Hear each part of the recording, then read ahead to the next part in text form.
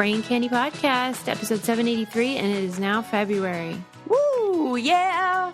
I don't want to be one of those people that's like, it's my birthday month. Oh my God. But it is your birthday month. But it is my birthday month. And birthdays have become so much more fun. Like, I was always the kid who was envious of the people who had summer birthdays because they all got to do the pool party. And then I was really jealous of people who had fall birthdays because then they could do a Halloween themed birthday. You know how I would love a costume themed party. And I felt like February was like, that's a shitty month for a birthday. It's cold. The summer birthdays, we were envious of people who got to celebrate in a classroom setting. Oh, because you get attention that day. You do get attention, but it felt like the day where maybe a parent might have shown up with cupcakes for the whole class, and mom was a working mom, single working mom, and they were not. She's not the baker.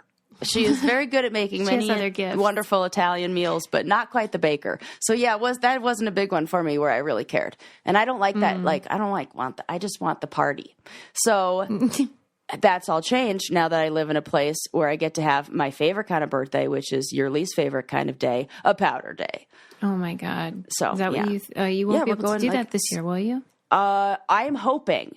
Okay. It should be at the exact time where I am healed enough to be able to do moderate, strenuous activity. You're going to have to get that cleared with me beforehand. Okay. I will. I definitely will. We'll probably do some like tests. You know, my brother will probably jump on one foot for a while or something. I don't know. What if you fall though and bust open your gut? Okay. Well, this is what we talked to the doctor about this because Eli was like, Sarah, let's stop wasting time and ask him the question you really want to ask. How long till she's skiing and snowboarding again? And he said the good thing is like having babies or right. There's not at all that he can't. Oh my God, get this! Nothing can go in there for 14 weeks. In there. You mean penises? Or fingers, or tampons. Let's name everything that could go in. Anything you could. They were like, nothing. 14 weeks? 14 weeks. Oh, boy. Isn't that like the same as having a fucking baby? I mean, that... Do you mean the gestation period of a human? No, I mean how long they will say after you have had a baby before you can like engage. Longer. I think it's only like maybe 6 weeks or something. Cheesy, crazy, lemon squeezy. Okay. That is a long time. Am I right? Uh-huh. So I'm shocked I won't be doing any of that kind of riding for a while. So maybe riding a snowboard. I guess so. I have to settle on. Sarah's going to be doing some different kinds of things. Know so much about me. And Eli. In this case. Yeah. Oh, wow. What a guy. What a guy. What a guy. Okay. Yeah. Well, anyway, be careful out there. Yeah. And you know, there are a lot of ways to be intimate. So that's what I mean. You're going to get experimental. I know. I'm looking for like nice foot massages or something like. Oh. Yeah. That's romantic. Yeah. That's not where my head was. Oh, well, Gonna be honest. Well, I shouldn't be giving any GD advice about safety. Oh, why? We had an incident over here. No! Susie, we're going to have to get you one of those signs that says, no! I'm going to imagine how, for those of you who can't see the video version, she has I can only describe as like a cartoon version of thumb wrapping. Is. Like, you know, when you see in cartoons and they've got the throbbing thumb and they wrap it with gauze and there's a big like medical it's like comically big gauze. This is her thumb right now, people. What on earth happened? Was this a kitchen incident? Yeah. Oh no! And I know that you have. I know you sharpen your knives on the regular. Yeah. I said to Adam, you know how they say like, the most dangerous thing in your kitchen is a dull knife. And I'm like, I beg to differ. Oh, God. Okay, please. I want to know, but I don't want to know. It's pretty bad. Know. Okay. Oh, fuck. Did you have stitches? No. There was nothing to stitch, really, because I know what you're going to say. The surface stuff is even worse. No. Did you I cut your chopped nail off the tip of my thumb and watched it roll across my cutting board.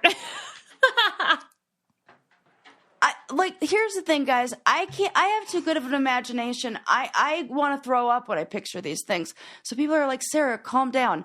This is my best friend and her thumb rolling. I mean, that is a true story. I can still feel it.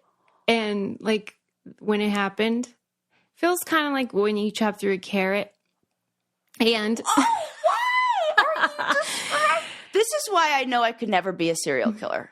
Yeah, you're too squeamish. You have the temperament, but you have the morality, but just not the stomach for it. Not the stomach for it. Suze, like a carrot. Yeah. So then I saw it, and I screamed, and then I said I chopped the top of my thumb off, and then Lincoln screamed that scream of like blood curdling, like it was as if he cut off his. I'm so upset that I can't plug my ears right now. I'm like trying to okay, well, we can move on. No, I want to hear I don't, but I do. So then what? You did, because you can't stitch it because there's nothing to close it. Oh my God, you're going to have a missing chunk. You're going to have a funny shaped thumb. Yeah, it was sort of like the maximum amount that you could take off without going to, because it wasn't big enough to like put in a bag and like keep it and go, but it was big enough where I'm like, whoop, there's my finger over there. Oh my God. How did you not pass out? I want to pass out right now. I don't know, but it really bled for a long time, and I'm just glad it wasn't worse. And I'm also glad it was that finger because I can still type because that's like the one that's not the one you're cutting with. It could have been a lot worse is what I'm saying. Oh my God. What were you cutting? It sucks. What, chives. Not even something you would be like, oh, I can see that. Right, like an onion or something where it slipped. And oh my God, be careful out there, Suze. No kidding. Anyway, so that sucked. And staring it's in one wonder of those things where at your finger as it rolls across the floor. Well, I feel wonder about the way the human body heals itself, for sure. Like Absolutely. Even the next day when I removed the stuff and I looked at it and I thought, it's amazing because as soon as you get an injury, your body starts working to heal. Yeah. And it is miraculous, really. It's really, really crazy. But because remember I read that book, it's called The Body by Bill Bryson, and it describes the process of healing. Mm-hmm. And it really felt like, wow, it's, how people say like that kind of thing can make them like faithful, believe, in God and stuff, because it does feel like, how did this all come together, whatever. But it's just one of those things where you wish you could go back in time and be more careful. And the regret is not pleasant. I thought you were going to say that you like did it where you sliced maybe your fingernail off or one of those, but a whole chunk of your thumb. And it was sitting over there with like the nail still on it. Oh my fucking God. It's so gross. I was in my mind picturing just, nope, it's even further than I thought it was. Yeah. I can't be a parent. Like, wow, that's my nail. Could you imagine this with a child? It would be so much worse if it were Lincoln. I would be much more upset. So, for fuck's sake. Yeah. Anyway. Yeah. Like I want to cry for you right now because I'm like imagining your pain and what that would, and the moment where you are deciding, do we put it on ice, that there's enough of it to do that. Right. Yeah. We're going to have to get you one of those signs that says like 0 days since last accident, 20 days since last accident, and just like really try to. It's a weird thing to throw away a body part too. Like to toss it in the garbage with the rest of the chives. I know, weird, right? Anyway. Somehow it feels like at a certain... Where's the line? Because at a certain point, it becomes a crime, doesn't it? For real. And like, if it's like disposing of your own... I have questions about that. I know. Yeah. It's weird. I hope you never have to go dispose through of this. body parts of your own? Yeah, if I you think you cut a can. finger off? I think you can toss it. Okay. I just hope it grows back. And I'll tell you what is growing back.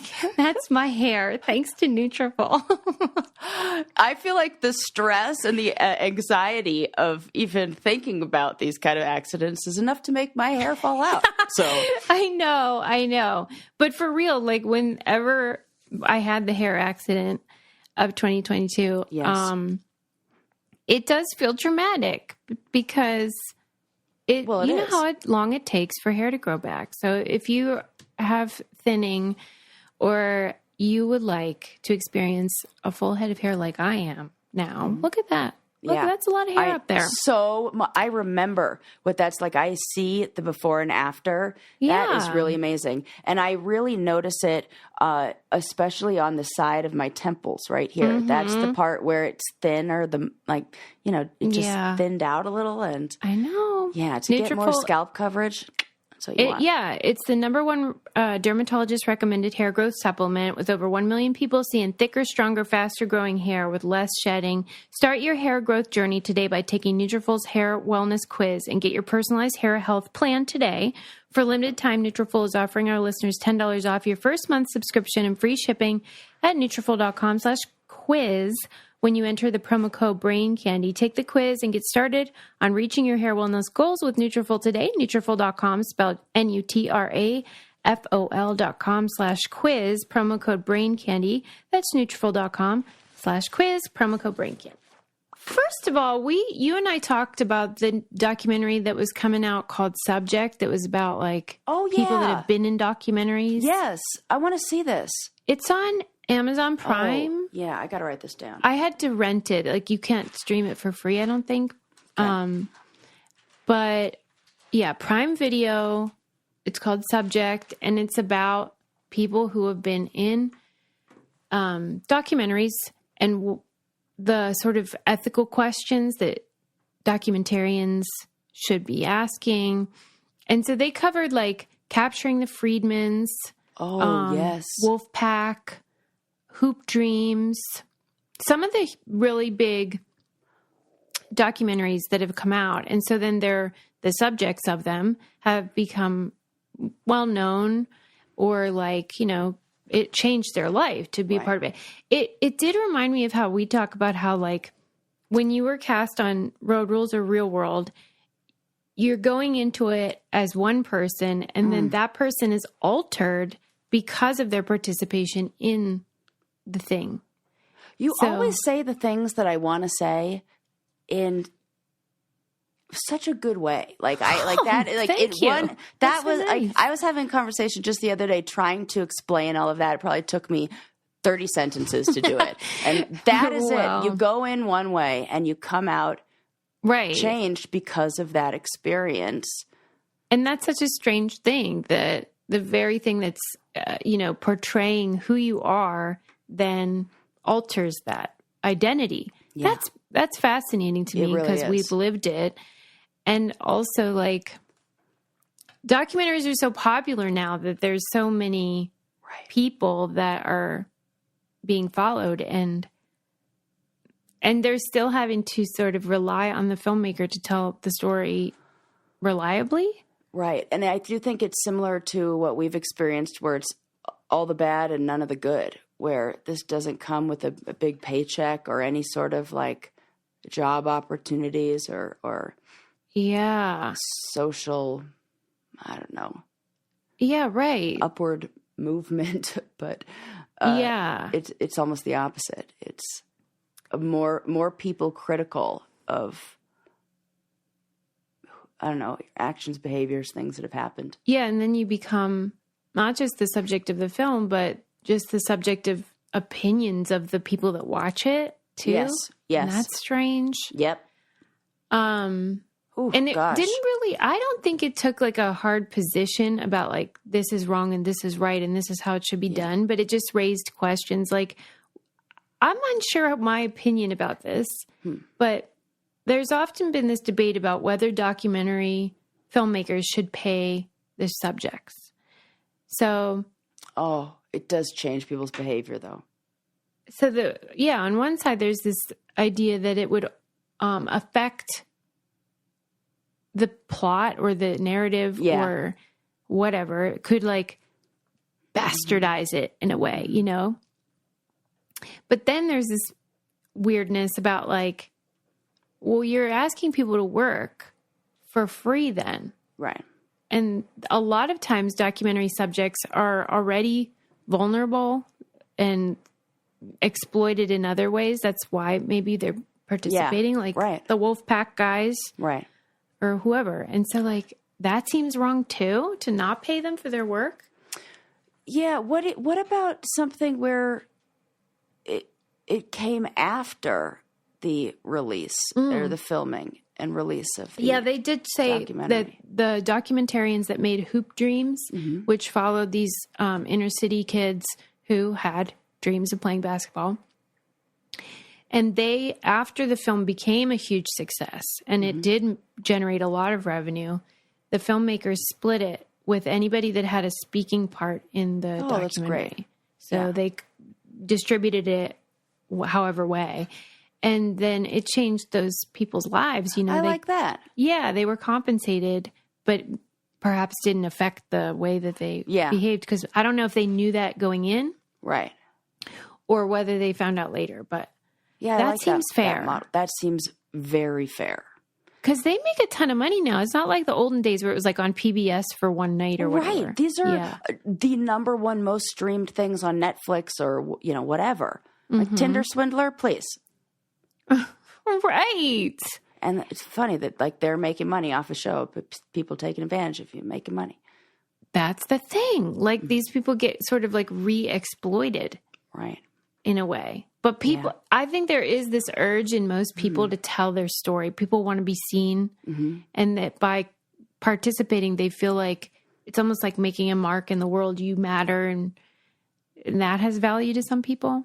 Yeah. And then, you know, like you bring the awareness and attention to maybe somebody who wasn't going to get that in any other way. Well, and we like to imagine that these documentarians are just this artists. Like we think of them differently than we think of like a director of a normal film. Right. You know, you think of them as just like there's sort of telling a story and they're storytellers and they just like believe in the film and they'll do it for like $3. Right.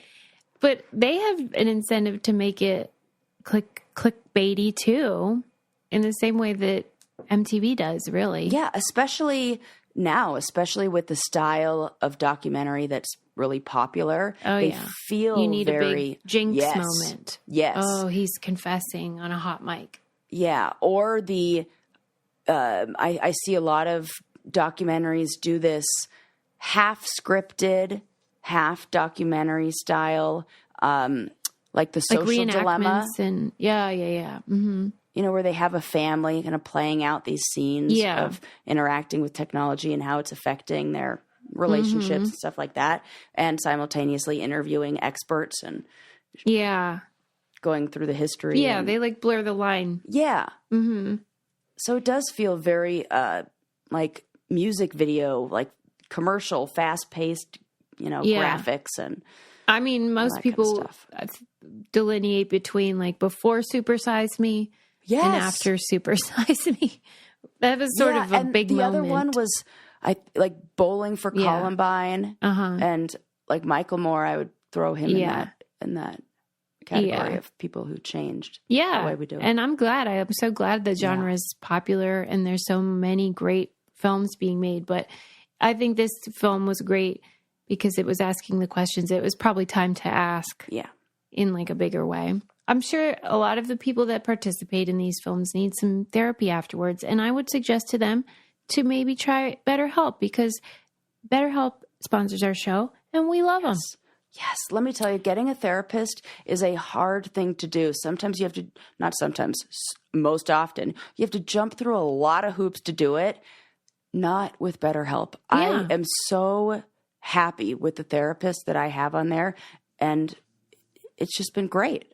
Yeah, they have therapists that specialize in whatever it is that ails you or worries you, or is stressing you out, and you can pick amongst them and specify what you are interested in. And it's entirely online. So it's convenient. You don't have to worry about finding your way anywhere, and you can suit it to your schedule. So it's flexible. Become your own soulmate. Ooh, I like that idea. Yes. Whether you're looking for one or not, visit betterhelp.com/braincandy today to get 10% off your first month. That's BetterHelp, HELP.com/braincandy. Oh, I get it. Cause it's, it's February. People are thinking about relationships. It's that time of the Yeah. year. You got to love yourself first. Well, that's the truth. Yeah. Everyone else is questionable at best. Okay. So that was good. I would recommend that. Maybe it'll be a Candy Club pick sometime. It would be fun to do that. Yeah. Oh, yeah. Okay. I think that's just like the responsible thing to do as a club I know. that watches documentaries. Yeah. And since we've watched so many of the ones that they talk about in the movie, it would be fun. Yeah. Okay. Moving on. Okay. Oh, this was funny to me. I mean, this is just a little something, but it made me laugh. Did you read about how ESPN got caught in like a scheme to get their hosts Emmys? What? This is cracking me up. This is funny because I feel like, isn't everybody trying to get an Emmy? Like, what's the difference between being in a scheme to get one and just trying real hard? Yeah. Okay. The scheme was that if a show wins in the certain category, the production staff gets the Emmy, but the hosts don't. If the host wants an Emmy, they have to win in like the host category. Right. Because they're not the ones making the show and producing and picking. It's a separate whole standard and skill set or whatever, and so they are separate. Yeah. But ESPN cooked up this plan where like whenever they would apply, or whatever the word is where you apply for an Emmy to be considered, you fill out like who's on the crew. And so they'd list all these names, and then they would include some made up names. And then when they won, they would scrub out those names and re-engrave these GD Emmys with like the host's names. So if like the host's name was Sarah Rice, they would put like Sarah Ronalds, and then they would just have to like get rid of the half of that second word and redo it. Like before they made and I don't know, do they engrave it or what? Yeah, they engrave the Emmys, engrave them and send them to ESPN, and then ESPN, and then they would remove their engraving and re-engrave them. Please, Isn't it great?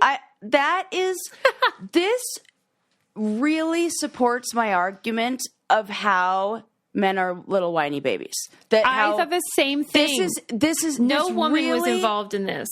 This really supports how I say that if you want to see how men are more dramatic than women, all you have to do is watch SportsCenter. Yes. And like their all those egos guys in are the morning, so fragile. And they're all yelling at each other, and they're all worked up about, who dumb tackled stuff. Yes. Right. For real. This is... It's so great. And so it's the ultimate participation trophy. Yeah, right. I was just going to say, these are all the same people, guaranteed, that are like, we don't like that there are participation trophies. You have to earn it. Yes. Unless you are a male host of a ESPN sports show, you little freaking babies. Is designed around competition. That is the whole point of what ESPN is. Susie. Yeah. This is so great. In probably my top 10 now favorite controversial television moments because of how what this actually means and what this represents, and like the pettiness. Yeah. And the fragility of these grown ass men. Oh my God. Are fine. So why would great. you even want that? I wouldn't even want an Emmy that really wasn't my Emmy. Me either. That's what I'm saying. Is like, we all know who. I'm trying to think of like a good analogy for what this is like, but this is just, it's so funny to me that they would need it erased. I was thinking maybe they would submit it and then when, I don't know, the Emmys are finalizing like make sure we got all the spelling right. And then they'd put it in there. But this is a aftermarket parts going on. Totally. That Emmy. And which makes it null and void. I don't even think they really got in trouble, though, either, because they just had to give back, like, a bunch of Emmys that were not real people. Like, there were 37 of these trophies that they required them to return. Oh, but, like, I have to know who the people are. And can you imagine being on that crew and being like, oh, God, we gotta hang on. It'll take a little while to get ours. Yeah, yours needed some extra special. And then whose house do you think it goes to? Not the people who really deserve it. Probably that host. You're going to go to all the trouble to faking the name on there. Or do they keep them at the office? Where do they keep those? I think that they distribute them. I think so. Because people would want them. If you want an Emmy and it had your name on it. Yeah, so the person who should be receiving that. It's not existent. There is no one. So they would do the whole crew and then just add like 3 names to the list of names that don't exist. Like, right. And then would re-engrave it with the host name. So nobody got ripped off. Okay, but if say it's Brain Candy and it's the producers who are supposed to win the they would award. get them too. Oh, so they get them too. Yeah, because you would turn in a list. So they put multiple Emmy, like if a whole crew wins, each person on that crew gets their own? Yeah. Oh, I didn't even know that's how it worked. I always thought that they got to like rock, paper, scissors for it. Or like, or keep it in the studio or something. Yeah. Wow. News to me. No idea how Emmys work. So let's say there's 30 people on the crew and 2 hosts. Then they would write up 32 names. And then the last 2 were just like, John Smith. Yeah, I got that, but I didn't know that's how many. Man, they got to make a fuck ton of those Emmys. Yeah, right. They're not that special. There's some company that is staying in business because of just that. Really fancy paperweights. Yeah. Yeah. Mm-hmm. So now I want their to know scheme all about has been exposed. Wow, that is great. Super funny. That is what a treat. I'm going to drop that at the Super Bowl party. For real. Imagine what a big deal it would have been had like Barbara Walters or Oprah done that. That's all anyone would talk about. And you hadn't even heard about this afterwards. I know. They'd be canceled for having like bad characters. I can't wait to learn who it is. Okay. Oh, I'm falling apart over here. Yes. I'll tell you what everyone does deserve though, and that is to get financial freedom through Rocket Money, which I love. Absolutely. And is so empowering and awesome because Rocket Money helps you figure out where your money's going and then get rid of the expenses that are unnecessary or you didn't even realize. Like if you had a streaming service that you didn't want or a magazine subscription, you're like, I don't even read that. Yep. So they tell you, here's what your subscriptions are. If you don't want them, we'll cancel them for you. And if this bill seems high, they'll negotiate it down on your behalf. I love it. Don't even have to do anything. They've saved me hundreds of dollars. And the pain of being on a telephone, which I do not ever want to be. No, never, ever, ever. I don't even like asking people for things. So I don't want to be like, oh, hi, excuse me. Can you make... Sorry to bother you. I want to pay less money. I'm not having that conversation.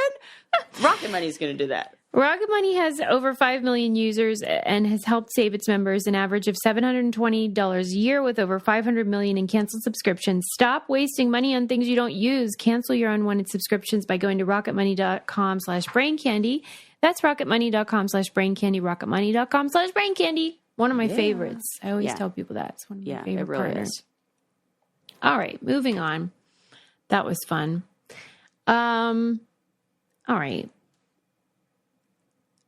I have been wanting to tell you about this for a while, but I'm always hesitant because I'm like, is this a good story or is it just me? Those are always the stories that are really good. That every time that happens, you always say that about ones that I've held on to. Okay. Well, this one was in the Washington Post, and it was about the high-stakes art of naming new apartment buildings. Oh. And I just found it so funny because obviously we all know that apartment buildings can have names, but I certainly never thought about the process involved.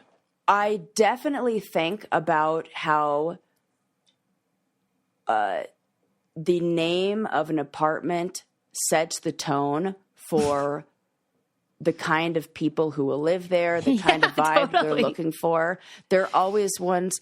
Oh, there's one on the street that I drive down to get to my studio, and it's called The Roost or something like that. Come on. And I'm like, terrible fucking name. And then they even did, I'll take a picture of it and send it to you. There's a picture of, I want to say it's of a rooster in one of the O's. So then it looks like it's, when I first saw it, I was like, does that say roast or what? I couldn't. Right. I'm like, terrible. These people clearly didn't read this article. So. Right. Or maybe that's the clientele they were looking for. I don't know who that would be. But, chickens? Right. Like people that love farmers? Chickens. Quasi homesteaders. Right. Okay. So they apparently spend a ton of money on buying the naming service. So like, an advertising agency or whatever will be hired for like between $5,000 and $50,000 to come up with like the perfect name. And we're in the wrong business. I mean, my friend, he's a writer, and he was once hired by a company to name their beer, like a beer line that they were making. And he came up with all these names. I thought they were all great, and they turned them all down. They had something to say about each one. And you just think like, why don't they just pick one then? Like, it's so strange to me. I've seen these kind of pitches that they do, or these packets they put together in that naming process. Yeah. And they give you like 100 pages on, what this means and the way it's perceived and the other ways that people interpret these, like things that are so far reaching. Yeah. And they always look like, it could sound like, come on, give me a fucking break. We're very busy out here. We're not thinking about it. The dot over the I represents the world and the unity of all the people. And you're like, it's a fucking dot over the I. Relax. Yeah. It could be live or it could be live. And it could be like, it shows that it's like, hi. For fuck's sake. Yes. These companies will ask all these questions of like the apartment complexes, whoever owns it. And they'll be like, what kind of music do you expect to hear in the lobby? And like, what kind of person do you think would live here? And so then like this one example they did, they said, we joked one day that this would be where Fraser Crane would live. And so that they called it the Fraser. And, like they think who would want to live here? We want like a high-end, we want an elegant person. I could have fucking done that for that. Like, that's what I mean. In the elevator ride from one floor to the next, I could have had a good, like, we could have come up with a name. One time we were talking about a certain someone who writes poetry, and Sarah was like, I could do that. And she wrote a poem right then, in that moment. I'm good. On fly. You should actually maybe do this for a living. It's the place where an ADHD brain thrives. Oh, you want me to come up with like how, what this, got it, done. I'll do that. This one, it says, they decided because they wanted elegance, they were going to call it the signet, like the engraved ring. Yeah. But then they also considered a homophone, which is with a C and a Y. And then that means a young swan because they talked about graceful animals. What? And also, I don't like that name. The signet. Well, maybe you weren't their target. I definitely not. That's a person who has season tickets to the opera or the ballet. They claim that it's one of the most difficult parts of the whole process, and it has to be memorable but broadly appealing, distinctive yet easy to say and spell. Mm-hmm. You need to ensure that Googling the name will bring people directly to your website. Oh, and Signet was going to do that? Right. Please. Come on now. Okay. Bring them directly to your website. Yeah. Just like there's naming trends for restaurants that right now 2-word monikers connected by a plus sign or popular, for restaurants. So too have particular conventions fallen in and out of favor in real estate.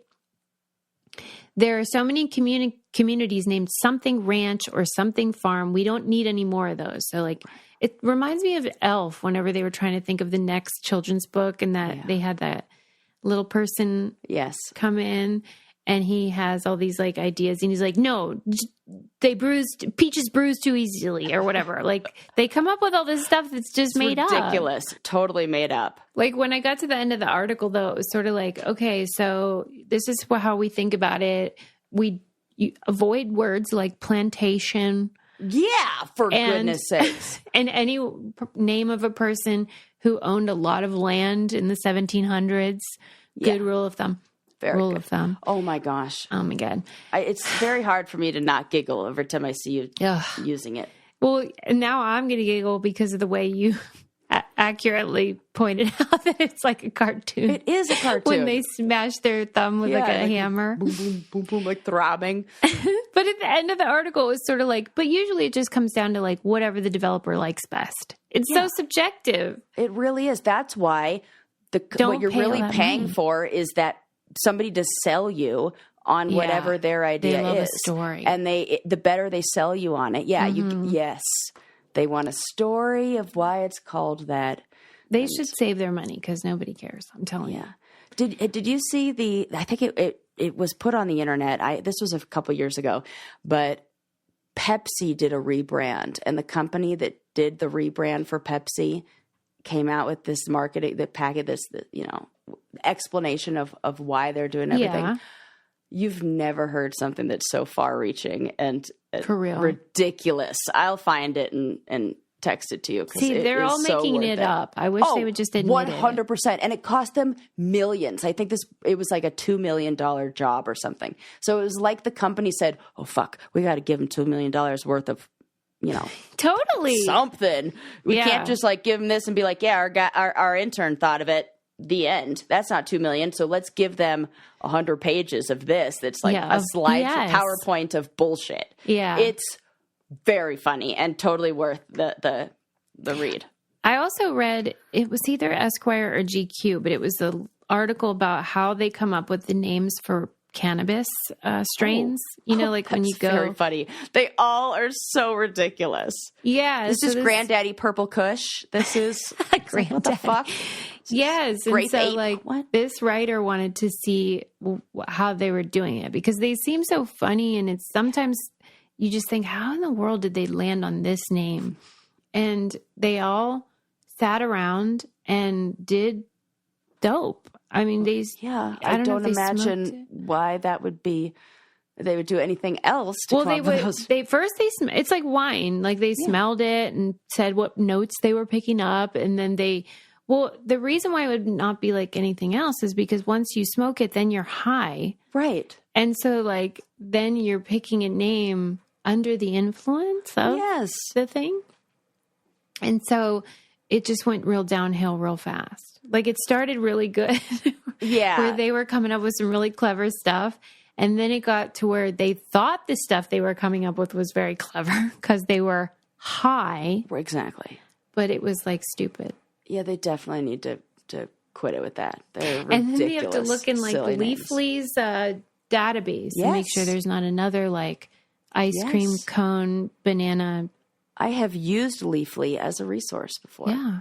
Yeah, they'll also rank all of them on what the negative side effects are. So I find the ones that don't cause anxiety or anything like that, and they're very specific kinds you can use to. Yeah, they take it seriously these days.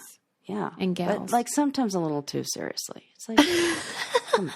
Well, I think that's what we're noticing. Yeah, people are just wanting to make it seem like they're worth something.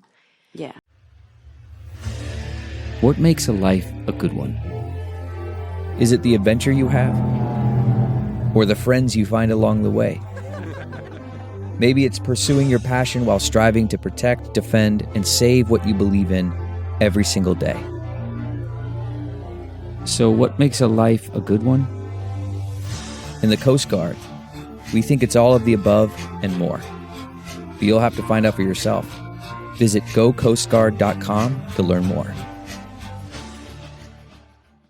CarMax is putting peace of mind back in car shopping by putting you in the driver's seat to find a ride that's right for you. Because at CarMax, we believe you shouldn't just settle for a car. You should love your car. That's why every car we sell is CarMax certified quality, so you can be sure with upfront pricing that's the same for every customer. So don't settle. Find love at first drive and start shopping now at CarMax.com.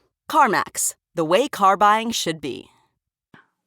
Okay, so let's see. I'm trying to decide. I don't know. I watched this really sweet documentary also on Prime Video about Highlights Magazine. Oh, I loved Highlights Magazine. It's so great. You would love it. It probably wouldn't surprise anybody if I said, like, I happen to have a subscription. They'd be like, yeah, that tracks. Like, I don't. But did you ever have one? No. I may have had the trial, like 6-month trial. I don't ever remember having and then Rocket Money canceled it after it started charging you. No, I had a different one that my grandma subscribed me to called Ranger Rick. Oh my gosh. That was the National Geographics for kids. It was like the little kid, that same kind of highlights thing. And so I had that, but I loved those magazines, and I definitely stole them from the doctor's office before. Right. That's their big moneymaker is dentists and doctors that want them for the waiting room. But it was fascinating. I think it was from 2018, and they were chronicling the creation of their 70th anniversary issue. But it was just 70th anniversary. No. Yeah. Shit, man. They've been out for a while. Yeah. And they, told the story of how it was created and how it was family run still. And it's just extraordinary the care that is put into something that really you just would never know intuitively. Yeah. Like it took 9 months to make one issue. You know what? This is ringing a bell. Did you I feel like I maybe have seen this. Oh my gosh, it didn't have as much of an effect on you. No, it probably did, because I have this image in my head of all of them sitting in a room together discussing and then there was some kind of, is it going to come out yet? Is it going to get renewed thing? Maybe. I'll have to revisit that to see if I watched. Well, it's very sweet and very, you do get the sense of like, wow. It's almost like the good news movement kind of thing where you're just like, these people are just diligently working and trying to educate kids. Yes. And it's probably thankless, but they were like considering every detail, what colors we're going to include, what font, what recipe that for pizza or whatever they put in there is like the biggest deal. And I don't know, man. It's really sweet. It is sweet. And the kids that write in, I forget the exact number, but they were saying, they get however many letters a month. 90% of them are from girls. And I thought that was very interesting. That is a huge difference. Yeah. And well, maybe it has to do with that age but they do from, I forget, I think they said 4 till 12. It was a huge age range, too, that they aim to meet. And because their rule is that they have to have equal representation for girls and boys, pretty much any boy that's writing a letter is getting the darn thing in the magazine, which annoys me. Yeah. Because that's their policy, it has to be equal regardless. So like a lot of times it's like, this isn't even that good. Gosh, or like artwork stack or of little girl papers that are excellent. Excellent. Yeah. So anyway, if you're into that sort of thing, it's on. I really Prime want to Video. know why there's such a difference in gender and because then I think if you were to look at the people who write in to papers and magazines that are, I don't know, for adults. Yeah. You would find more males writing. I think so. Like letters to the editor? Yes. Well, actually? Yes. Yeah. I think there's probably a lot of And I wonder if the little girls are writing in, like, what is the subject matter? Is it I love your magazine so much, or are there questions that they're answering? Yeah. Something like that versus, Well, and they said, a lot of them send in artwork, and so that you only get a few boys doing it. And then a lot of the ones that they send in are like fucking guns, or I can imagine. they can't include I know exactly them. what they are. Yeah. Right? So violence and aggressive and stuff like that. Always a gun with those little bullets, like boop, boop, boop, boop. Yeah. So it's fascinating sociological information, because that is a huge difference, 90% versus 10%. Very big. Wow. Very sweet, though, and keep up the good work to the highlights people, man. Yeah. Did you have a subscription to that? No, man, that's for like rich kids, I thought. Yeah. But I remember one time in 9th grade, I was sitting behind this kid in class, and I was just joking. I almost said jagging. I was just joking with him, and I was like, hey, Andrew, do you get highlights? And I meant in his hair. But he goes, oh, yeah, I just renewed my subscription. Like he was all mad that I was implying that a 9th grader would get Highlights magazine. That's a great mix-up. I laughed so hard. I love that. And that he has more of a relationship with Highlights the magazine than he does with Highlights and Hair, knowing what that is. I just renewed my subscription. Yeah. Really? I'm late your hair, man. It's your hair. Oh, that's really funny. Yeah, I have to go back and see it. It sounds so familiar. I don't know, watched a preview for it or something like that. Yeah, maybe. Yeah. Okay. I love it. Last thing I will discuss before we leave. I was reading about how Hobbies changed the home. And I thought it was so interesting because they were talking about how women and girls are discouraged from doing any hobbies that are like dangerous or noisy or messy or even like scientific, really. Right. But boys and men are directed in that way, whether it's like photography or chemistry sets and rockets and things like that. Hit hammers. Yeah. And so eventually they started including like sections of the house just for boys and men to have hobbies, like basements and sheds and workshops became like standardized, and the hobbies of men like couldn't be in like the regular house because they were disgusting. And so they had these special places in the home. And like before central heating, everyone used to hang out in the kitchen, and then because that was the only room that was hot enough, warm enough. Yeah. And then once central heating came, like the basement became functional and stuff. So like men got all this new space and women were just still stuck in the kitchen. That's interesting. I never thought about like how we do have designated places in the house for those kind of activities. And maybe it's just like, and the garage just happens to be where all those things are. But also like the man cave whole thing. Yeah. That's like, where is the woman's spot? Yeah. I'm going to put up a, That's like my equivalent. It really is. But I'm going to make an argument for why this is a thing. Okay. So when men and women, or I should say what men and women need to de-stress and like activate that parasympathetic nervous system and like feel better is different. And usually women will need connection and will need social interaction and will need to like talk about things to feel better and to kind of calm down. Men?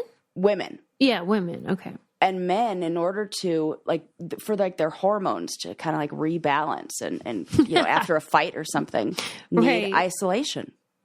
Okay. So you this feel is like kind they of the had to argument have for what, like maybe where, or why these man caves kind of, or these spaces are ones where men go to kind of hide out because that's kind of what they need. And this is usually after a fight where women are like, I want to talk about it. And the man is like, no, I need space. I need time. That's how they, and then after emotions are, you know, come down, and after those hormones get all like balanced out again and feeling This more is an regulated, elaborate theory. you can. This isn't The article was not just a like, theory. because their stuff stinks and Yeah, is this loud. is what my supervisor told me this in therapy when I was in grad school. Well, I did find it funny too, though, that like they did a poll, in the first half of the 20th century about hobbies, and the boys would say things like, gun collecting and audio, whatever. And then the girls would say knitting and rearranging furniture. And I was like, that is embarrassing. We're just like you are moving stuck in the house. the chairs on the Titanic. That is exactly what is happening. Yeah. I mean, that's changing though. And you know what I see now is this. They would just call it something other than rearrange. They'd call it like interior design instead of rearranging the furniture. Yeah. You mean if men did it? No, Or- no, like if or you women mean were now? polled now, yeah. Oh, absolutely. 100% they would.